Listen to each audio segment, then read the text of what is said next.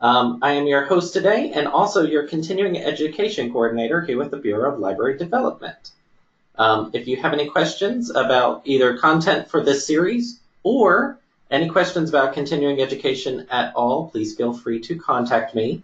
Also today, we will be recording this session. We are also making sure that you will get a copy of the slides for this as well. So don't worry about writing anything down and trying to keep up. You will be getting a copy of all of it to use at your leisure. All right, so today's objectives is we're going to cover what is going on in this genealogy and local history series. We're also going to talk about when you are doing genealogy, where do you start? How do you get going with it? As well as how do you stay organized when you begin your research and throughout the process. So to get us started, we're going to be looking at the genealogy and local history series as a whole. Like we said, there'll be 11 more parts to this series.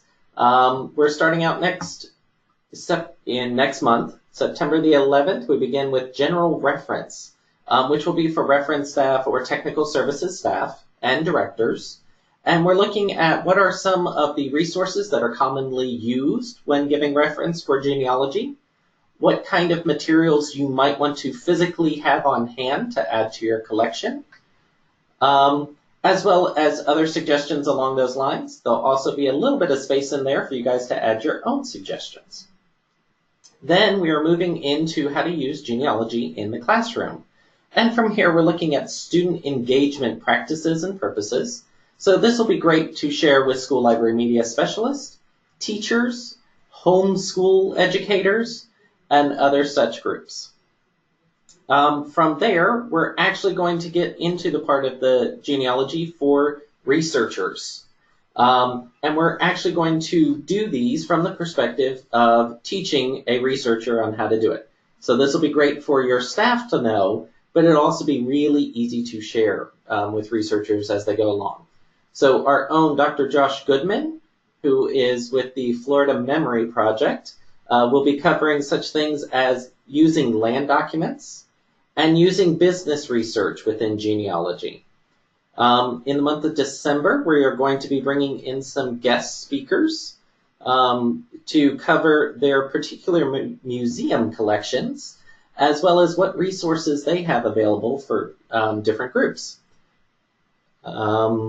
And then, beginning back in January and February, we will return to our Dr. Josh Goodman to learn more about ancestors' occupations, researching ghost towns as well.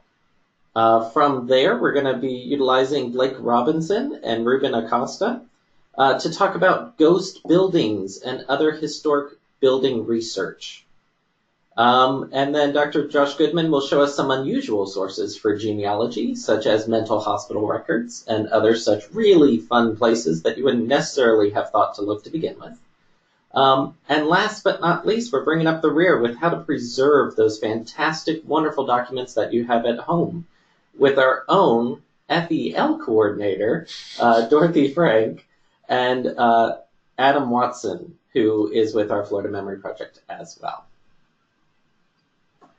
So what is this webinar series and how can you guys use it? So basically this webinar series is used to both educate your staff as well as you can use to educate your public. These series are all being recorded as webinars, but they are recordings. So you guys can take them, run with them, use them however you wish, slice them up if you want, and turn them into micro lessons. It's not a problem. It is now yours to do with as you will. They will be on our YouTube page and free for you guys to use. Promote your collection with them, share them with your partners, spread them around. They're completely created for you. So now we get into the fun part. What is genealogy itself? So the study of genealogy is tracing lines of descent and development. This is pretty broad and vague definition, but this applies to both humans and animals when we're talking about this. And what they mean is how are the different generations connected together, and how does that connection influence each generation? So you're looking at whose parents are connected and how those parents' parents are connected, and so on and so forth down the line. In the case of animals, we're using it for such things as, where did this coat color on the dog come from? How many generations back did it take to produce this red coat? It also kind of works with humans. How many redheads do you have in your family, and where did their genealogy come from? We can trace that back as well. The next part is, how is local history and genealogy so closely connected? And that really comes down to who was in the town as it was developing. What kind of skill sets did they have? And how is everyone related and connected? Because that changes how the documents that founded the town were written. Did they assume that everyone would get along, or did they assume there would be feuds involved? And that changes based on the personalities of the people in town. It's also going to change based on the skill sets in town. If your town did not have a blacksmith, it may not have gotten a chance to fully develop for quite some time if it was relying on another town to provide that skill set. And then, what impact did residents have on the town? This could be based on skill sets, but this can also be based on personality. Tennessee probably would not have the reputation it has without Davy Crockett. So it's one of those, if you don't have those kind of personalities present, then your town is going to develop in different ways. When you are getting ready to do genealogy for yourself, things to think about, or if you're helping someone else get started in genealogy, things you're going to want to ask them and give them a chance to think about before they get going. How is this research going to be used? Kind of think that through. What might you find in your research, and are you prepared to find it? And we're going to break each one of these down. Don't worry about that. And then, how should your research be organized? It's very easy in any form of research to get lost along the way and fall down a bunch of rabbit trails. So we're going to help you get started on the right track so you can always trace back without using breadcrumbs in fear of birds following you down that trail. So first we're going to begin with, how do we get started without being overwhelmed or intimidated? That first question we are asking ourselves, why am I doing this? That's going to help you identify your purpose for doing this research. If you're doing a family history, that means I'm going to want to trace it back as far as I can go. I'm not going to have to worry about getting every little detail about every little person in that line. You might want to hit some highlights and a couple of people from each generation, but I'm not going to want to know what was Aunt Lucy's third cousin's shoe size. It's not necessarily relevant if I'm doing an overall family history. If I'm doing a biography of her, I'm probably going to want to know that shoe size. Maybe, but it also depends on how detailed your biography is going to get. If I'm getting ready to do one that's a local history, I'm not going to trace an entire family to the beginning of time. I'm instead going to focus on a geographic area and focus on that history within that region. So I may want to know when they first entered the region, but I'm not going to trace them too much further beyond that. Having these purposes helps guide me as I'm moving along. What you're seeing in the picture is one of the paths of a hurricane, or potential paths of a hurricane. When you are doing your research without a purpose, you're going to be kind of like a hurricane, drifting all in and out of that path, moving along. When you have a clear purpose, we get that nice gray line in the middle that gives us a nice smooth curve on where we're going to want to go. We're still going to meander a bit, but that curve of purpose keeps us in line and on goal of where we're wanting to go. If I'm looking at a medical history, then I'm going to be looking at the health aspect of a family. I'm not going to be tracing what their occupations were unless it is health related. So that's one of those that prevents me from going down the pathways of what was their school teacher's name in the 4th grade. It does not fit within the purpose of medical history. I can let that data go. If I'm looking at someone's impact on history, I'm not necessarily going to be sitting there tracing great-grandma's 3rd cousin. That 3rd cousin may not have any impact on history at all, and if so, that gives me a chance to say, that's outside of the purview of my research, I can let that information go. If I'm connecting local histories, again, I'm going to be able to stay within a region, and that gives me a place to focus my brain around and make sure that my research doesn't go outside my purview, and I don't get lost in any rabbit trails that don't connect back to that purpose. But by connecting local histories, that means that I can connect to a group who's done a family history of a family within that region. And I can ask them what parts of their research specifically relate to the region that I am talking about. And that'll make life a little bit easier when we're doing local histories. So when you're trying not to get overwhelmed and intimidated, just keep in mind, what is our goal? What is my purpose? How am I going to use this? And that'll help keep you on track. Next, how is this research going to be used? This is very different from what is your purpose. So your purpose is what kept me on track. How is this research going to be used is what does the end user of this research care about? And how is it going to be presented in a way that they will care about it? So as we see in this image here, we've got our Spanish conquistador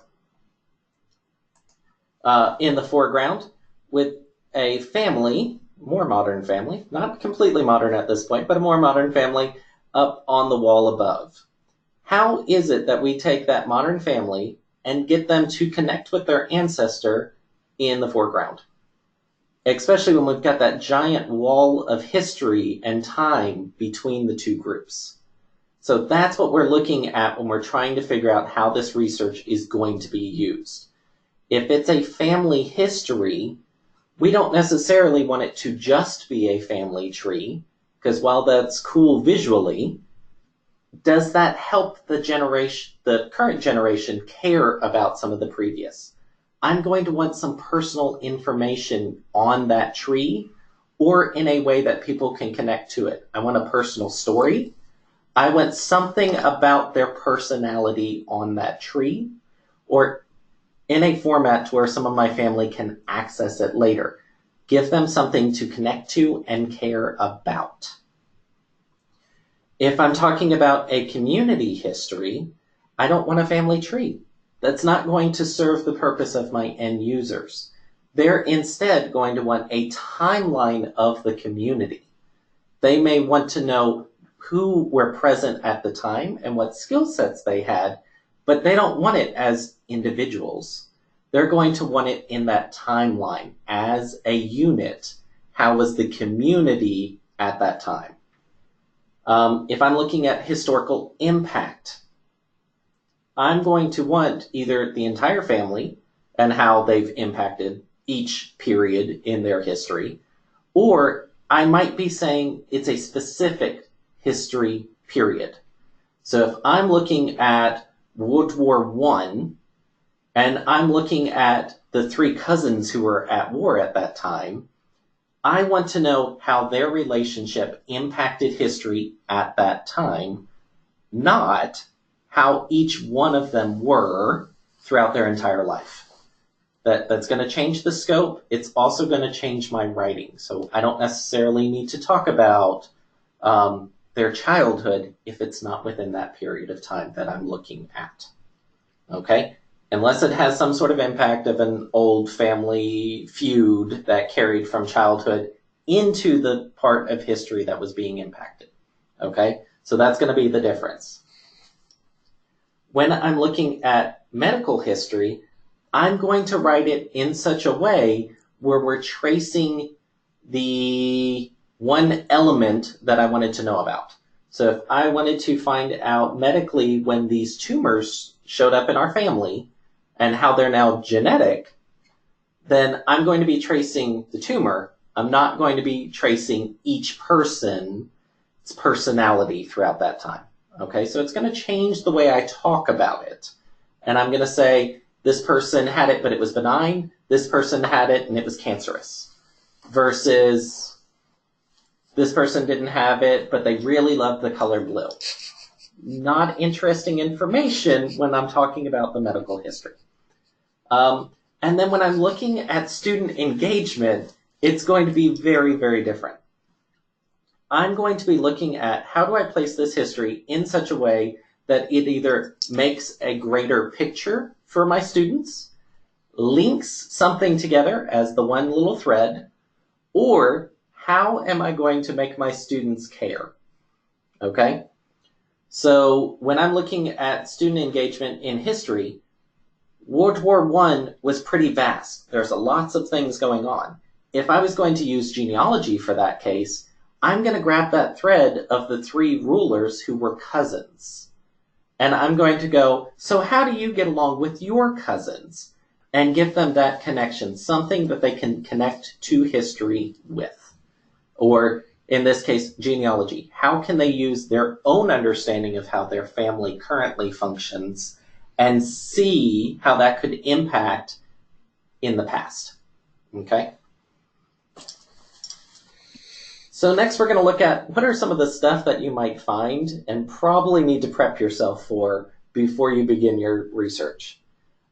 You might run into such things as military participation. Nowadays, we kind of look at that and go, okay, what's the point? Well, if you're doing the American Revolution and you find out that one of your ancestors was, say, a Tory, which means sympathize with the Redcoats, your family may not have ever wanted to admit that before and say, yeah, we've got family who had to leave the States because they, had served as governor during the war. That might impact your family further down the line, and you may still have family members who want to keep that part of the family history a secret, or you yourself might not be comfortable with that.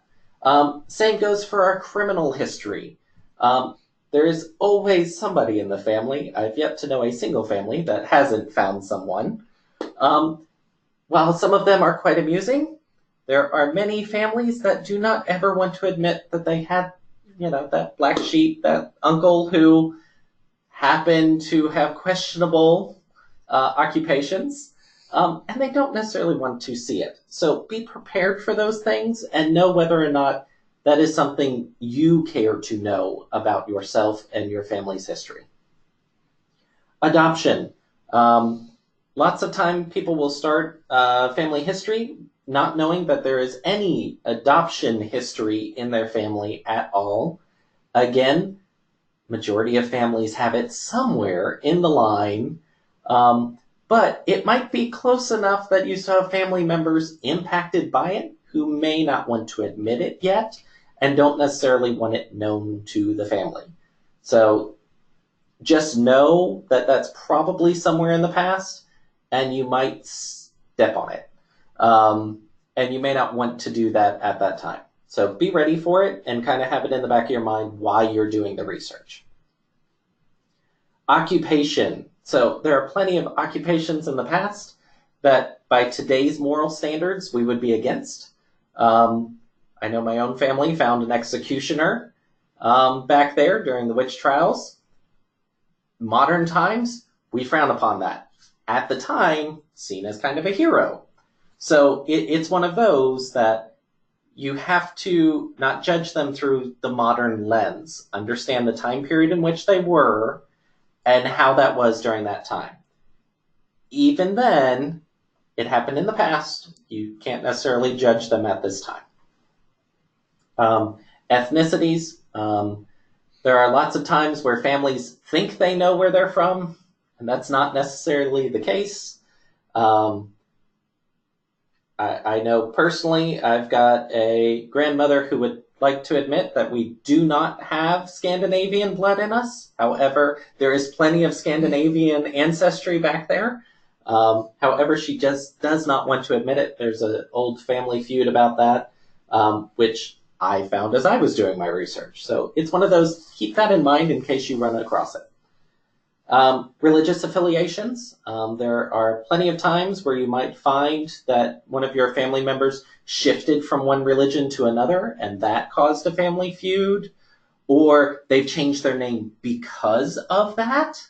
Those are all things that occur.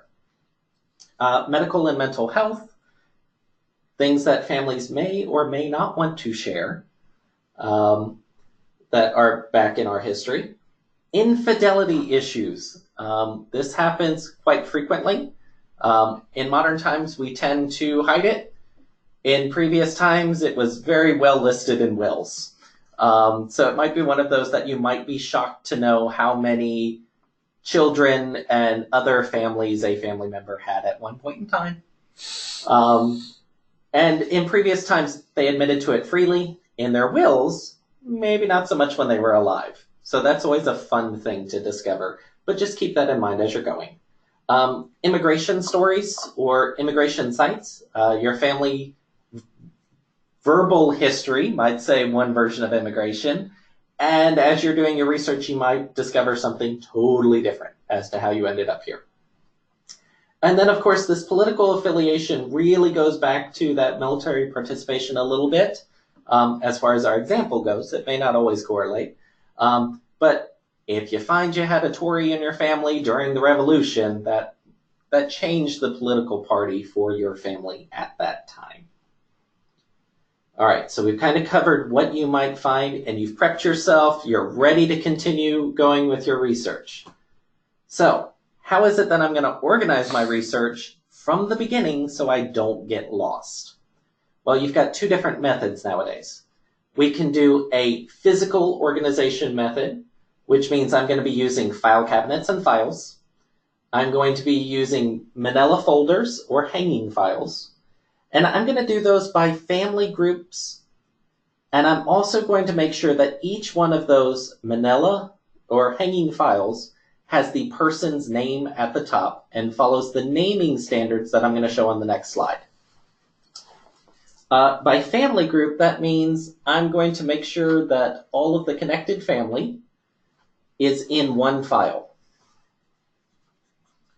area. So if I've got a John Smith that shows up because it was a family name and every generation has a John Smith, I'm going to want to find a way to separate those so I know which John Smith for which family group.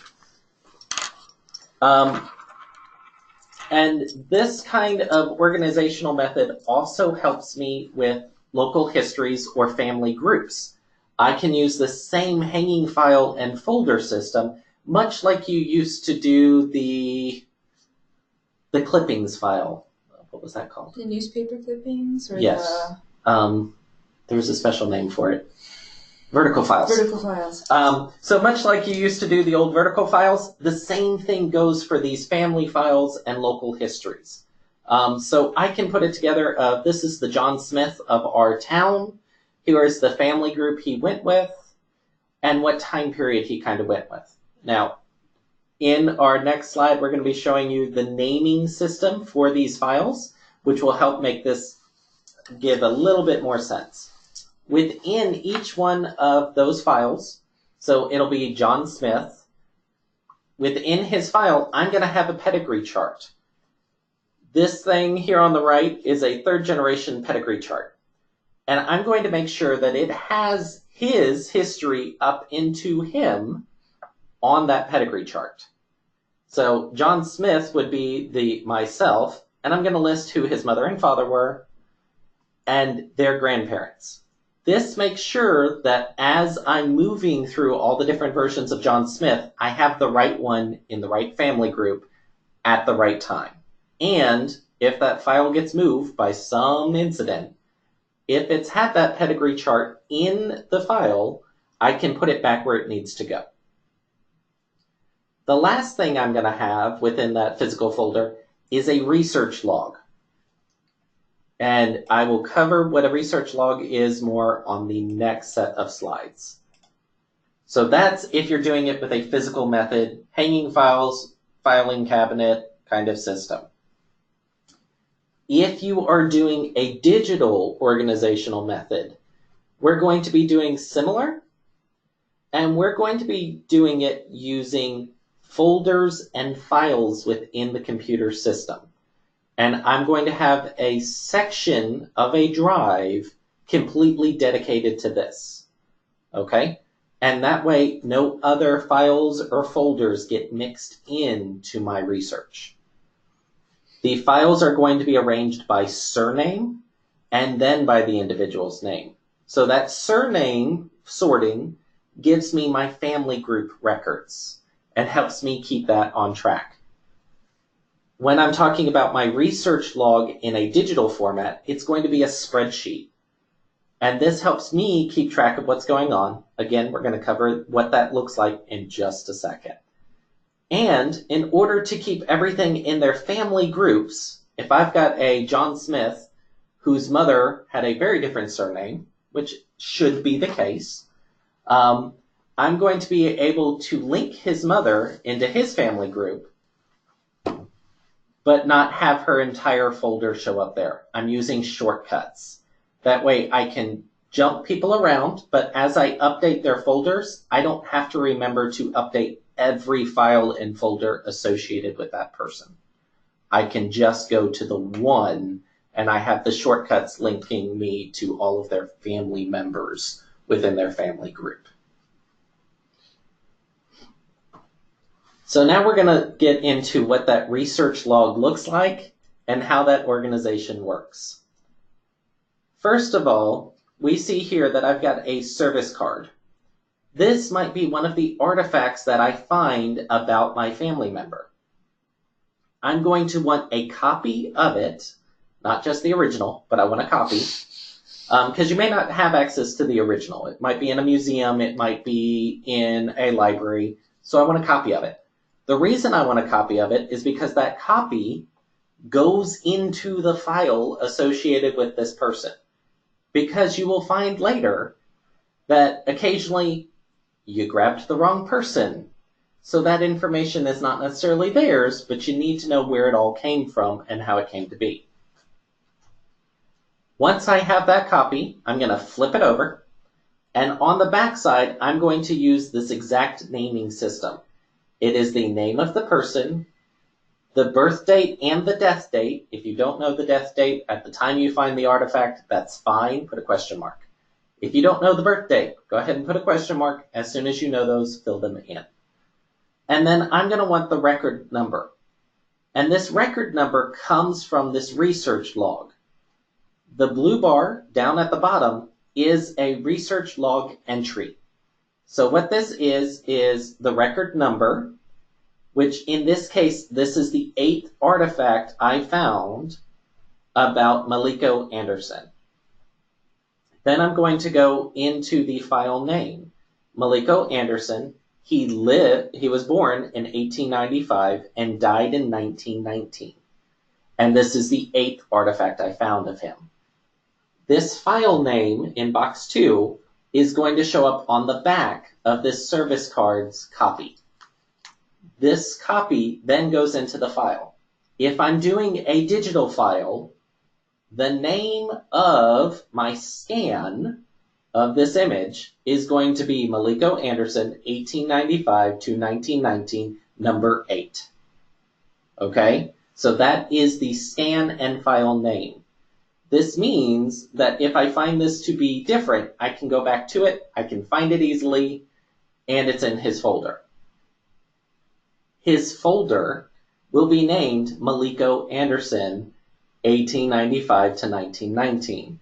This helps me keep track of who I'm talking about and what time period they were associated with. And I don't want to have to go into the folder to find that information every time I'm looking at that time period. I want it to be really quick and easy to find, which is why it's in the file name. If I'm doing a file hanging folder of physical artifacts, the hanging file will be labeled Maliko Anderson, 1895 to 1919. Okay? So that will make life easier as I'm trying to find things.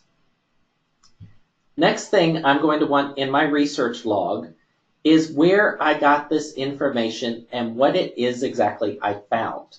So this is going to be the location of access. In this case, it was the World War I service card, and it was at the State Library and Archives of Tallahassee, Florida. The reason I want that information is, should somebody have to confirm, or should I find that I grabbed the wrong person, like there was multiple files of Maliko Anderson's, all of roughly the same time period, and I grabbed the wrong one, I'm going to want to return to that place and see if I can't find the correct one. And after a while of doing this research, you tend to forget where you found that one nugget of information and exactly where that research was conducted, which is why we have this research log. As you have probably already noticed and are asking yourself, why have I only found 8 things? The reason I have only found 8 things is because this research log is only for Maliko Anderson. I do not conduct a research log for all of my research in one place. Each person gets their own log. So if I'm using a physical notebook, that means either everyone has their own physical notebook, or that notebook is broken up into sections where each person gets their own section. So if I'm talking John Smith has a numbering system from 1 to wherever I found the last amount of information. Maliko Anderson will have 1 through 8 at this point. Okay? It can be within the same book, but Maliko Anderson has his own section and John Smith has a different section. This makes sure that their research does not get swapped together. It also helps me be able to keep track of who is who and what information pertains to that person. Next thing that I'm going to want in my research log is, what did I learn from this information? As you're doing research, you're going to find a lot of repeat information. That's fine. That's standard. That's what we expect. But if I've learned something new, I'm going to want to mark that down. And the reason for that: 1, if I found out that this later is the wrong Maliko, I'm going to want to remove the information that I associated with him from whatever I've been talking about for him. So if I found this service card to be false, or the wrong person, then I'm going to want to make sure not to talk about how Maliko died of tuberculosis in December of 1919. If I have the wrong service card, that means that information is no longer true for Maliko. In this case, I have the right one, so I'm going to want to say that, hey, I learned that he was born in Kings Ferry, Florida, August 15th of 1895, which is great and grand, because while our family said he was born in 1895, I didn't have evidence proving it. This service card now serves as proof that that's exactly what occurred.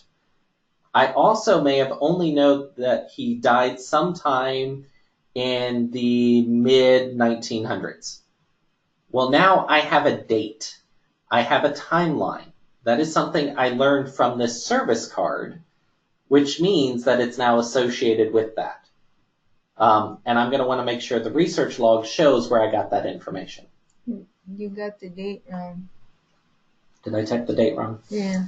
He died December 21st. 21st. Okay. And that's my dyslexia kicking in. That also makes it a little easier when I do exactly what Dolly showed me that I did, which was flip the dates. So now I can go to the artifact and say, oh, it's the 21st, not the 12th. My bad. And because we use the research log and the naming system, I can go back to the exact artifact where I did the screw up and double check myself and fix the information. Next, we're going to want a notes field. What did this source either verify or change what we knew about the person?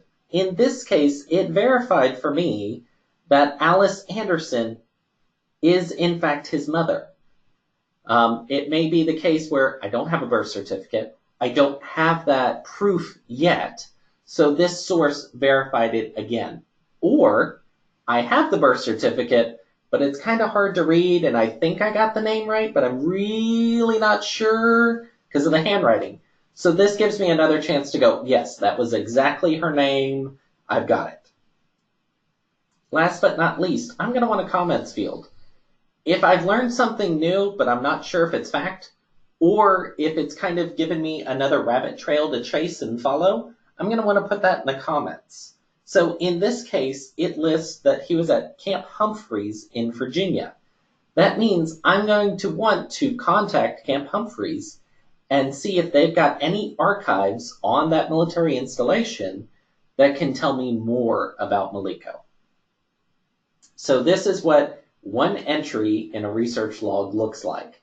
And from that gives you a pretty good understanding of what a research log's purpose is and what it's going to look like, as well as how it keeps me informed as I'm carrying my research forward.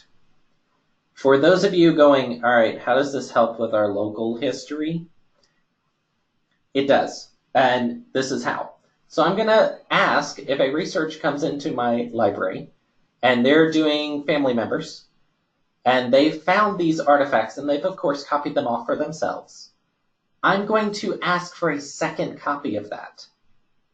Either give me a scan of it, give me a copy, what name was associated with the information they found.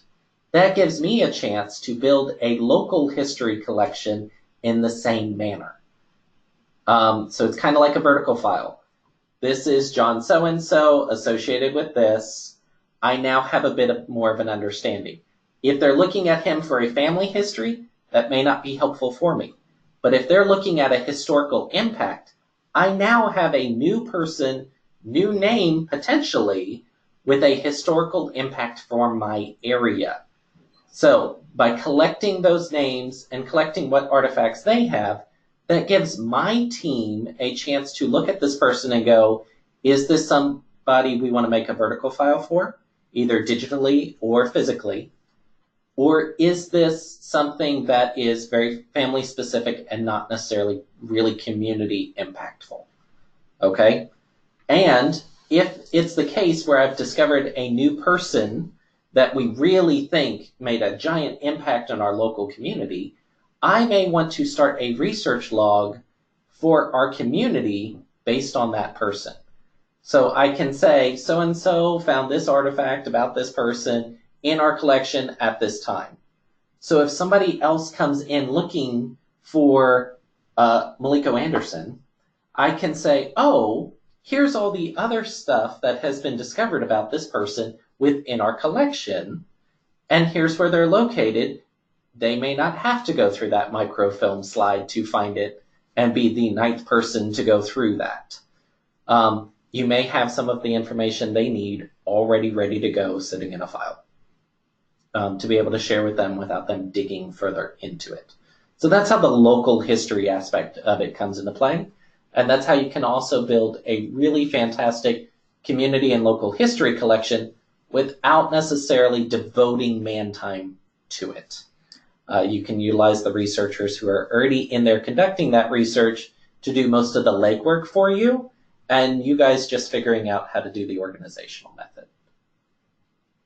I was going to say, if you happen to be from Kings Ferry, Florida, and this is, I mean, it sounds like you could really connect the communities as well from this kind of information. Mm-hmm. Yeah, that's another helpful thing is, like in this case, birthplace was Kings Ferry.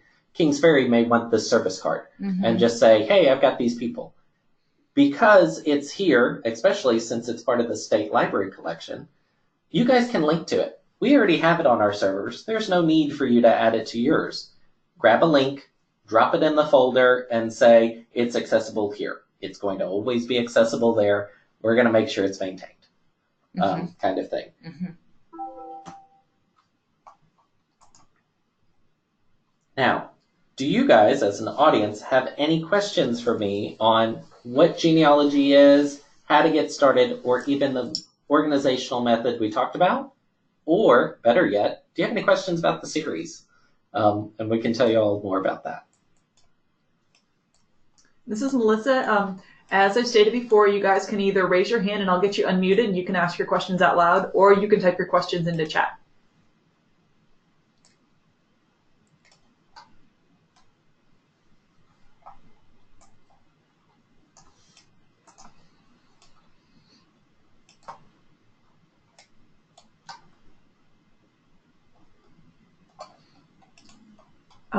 Jamie says, can you tell me about the numbering system? I forgot what it's called, but each ancestor has a number. Not necessarily each ancestor has a number, but each ancestor will have a record log number associated with them. So if I'm talking about John Smith has his own record log. And within that, as I find new information or an artifact telling me information about him, that artifact gets a number assigned to it.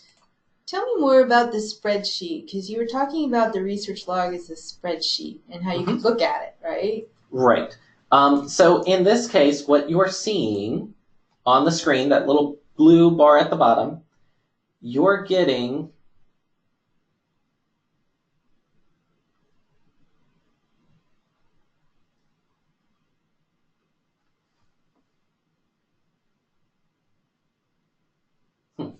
Okay. At the bottom, you're seeing that research log across. So in my spreadsheet, my columns are going to be what's the record number, what's the file name, what location did I access it at, what was learned, notes, and comments. So when I'm talking about the number, I'm looking at the record number for that person. I'm not necessarily giving them a number for that individual. If you're conducting heavy research for a university or an archives, they might have an archival number already associated with that person, which is why I'm not going to suggest in your personal research that you have one of those numbers associated. Because having too many numbers in the area gets things convoluted and mixed up in your head. So if I'm looking at a spreadsheet, Brendan, this is Dolly. If I'm looking at a spreadsheet and I'm looking at Malika's spreadsheet on my computer, this would be basically row 8 of the spreadsheet, and rows 1 through 7 would be above it, and maybe 9, 10, and 11 if there are any, or a space for 9, 10 if I find more. Right. Would be down that spreadsheet. So I could easily glance at all of them at once if I wanted to. Mm-hmm. And Jamie wants to clarify. Let's see. She says, sorry, I meant the family tree. So, you know, a certain number describes your great-great-grandfather on your father's side. And I can't pronounce that word. I can't see it. The Anatefel, that is a numbering system that is used. I do not know it well enough to teach it. And that was also something that as you're going through your research, you're going to run into that. And that might be helpful to you. I have actually found in research that I've helped others conduct, they found that number to be confusing to begin with. So I don't necessarily cover it in the introductory or beginning class. And you can certainly add it to a research log, but you don't have to. And in that case, what I would do, if you have one of those numbers, put that in the title of the log. So then you would add it to where it was that number, Maliko Anderson, 1895 to 1919. And that would be part of the file name, and that number would come first. Yeah. So that's how I would utilize that number, should you use it. We do have another question. Mm-hmm. Should you mention when the information was last assessed with the link? Since nothing is permanently maintained or due to ever-changing rules, laws, and such. If you feel that you are going to run into that issue, feel free to do it. That's a great thing to add into the comment section or to add into your note. You don't necessarily want to put it in location of access. And there's a reason for that. If you put too many numbers in there, the box gets hard to read and it's not quickly viewable. But you can certainly, if you want to do a last access, add that line to your research log. Make it its own column. It can be a column sitting right next to the location of access. Yeah. The research log example that I'm giving here is the bare bones. I would not take any of these columns away. Yeah. However, feel free to add more columns to fit your research style. Yeah, if I would say the linking is nice too. If you've got electronic access. For example, if you've got a whole folder on Alice Anderson here, you could do a shortcut from source files verifies Alice Anderson link, and then you could just click on that link if you wanted to go straight over. So there's some great reasons to use electronic files. And what's nice is nowadays, since we have cloud-based storage for a lot of these electronic files, that means I can have the entire family doing genealogy research together and all sharing the same information in real time. And it helps if you've got this kind of an organizational method set up from the beginning. That means I train the whole family on the organizational style, so each one of us, as we conduct research, is producing it in the same format. And we can all utilize that same research. The other nice thing is when you find, for example, you take your thumb drive to the archives, and when you scan it, you don't necessarily scan it to a document. You can, but you could also scan it to the thumb drive, or you could copy and paste it out of the cloud. So you can have that artifact in your computer in that file. Yes. It's the same way you have the hard copy in the file, vertical file. Right. And I've known plenty of researchers who do it both ways. They like the physical and they like the scan at the same time, which just helps. As we all know, fires happen. So it is helpful to have it in backup in both systems. Any other questions at this time? And Jamie, thank you so much for that question. Kathy, thank you so much. You sent me a private message talking about that same number. And it did take me a second to remember what that number was. I'm back on the same page now, though.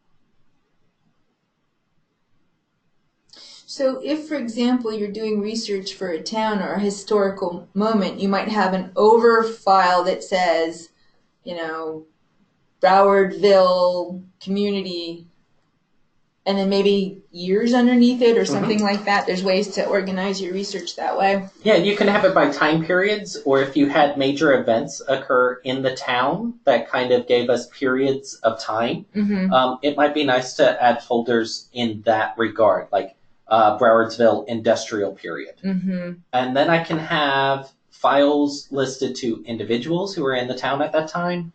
I could also have specific events. So if it's a digital file, I can have a specific event, say a new industry came into town.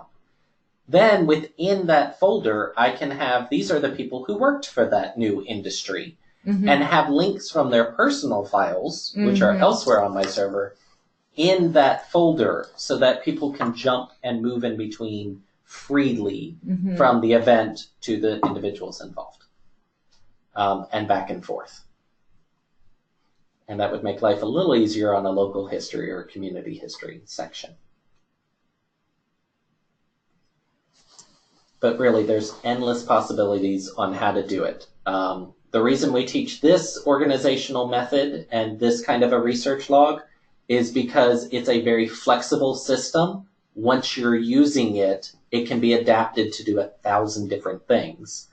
But if you start by trying to do the 1,000 different things, and then you want to implement this organizational structure, when you have way too much research or to conduct it, it's going to take you forever to backtrack and put it all this way. So do it from the beginning, and then you can do all kinds of amazing, fun, fantastic things with it.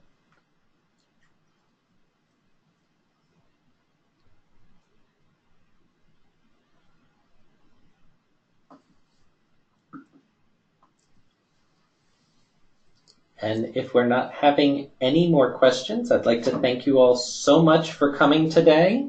And like we said, this is recorded. This will be available for you guys to use well into the future. Feel free to share it, clip it, use it however you need to with you and your patrons.